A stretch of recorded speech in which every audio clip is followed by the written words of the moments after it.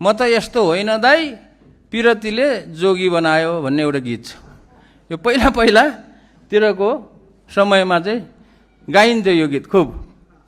अब यहाँ कुरा के छ भन्दाखेरि म पनि यस्तो सांसद हुने मन्त्री हुने मान्छे त होइन, तर पिरतीले चाहिँ मलाई सांसद र मन्त्री बनाएको।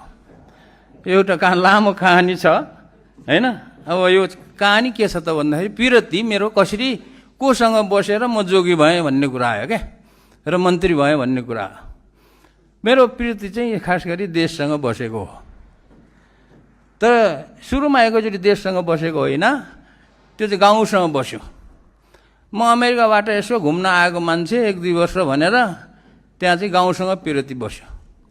गाउँसँग पिरती बस्दा बस्दै देश के अरे जिल्लासँग पिरती बस्यो। जिल्लाबाट अरू जिल्ला हुँदै हुँदै देशसँग पिरती बस्यो। त्यसैले अब अहिले जोगी भए, पक्का जोगी हो म चाहिँ। त्यो के अरे व्यवहारिक रूपमा पनि म जोगी नै हो। र यसमा के छ त भन्दाखेरि यो कहानी लामो छ, तैपनि अब यो उसमा चाहिँ यो मन्त्रालयको बारेमा बोल्न चाहन्छु। यो मन्त्रालय सबैलाई, धेरै जसो नेपालीलाई को मनमा के छ भनेदेखि महावीर पुन आएर यो विज्ञान तथा प्रविधि नवप्रवर्तन मन्त्रालय पहिलोचोटि बनायो भन्ने छ। धेरै माननीयज्यूहरूलाई पनि त्यही छ होला, नयाँ माननीयज्यूहरूलाई। पुरानो माननीयज्यूहरूलाई थाहा छ यो पहिलोचोटि होइन यो मन्त्रालय बनेको।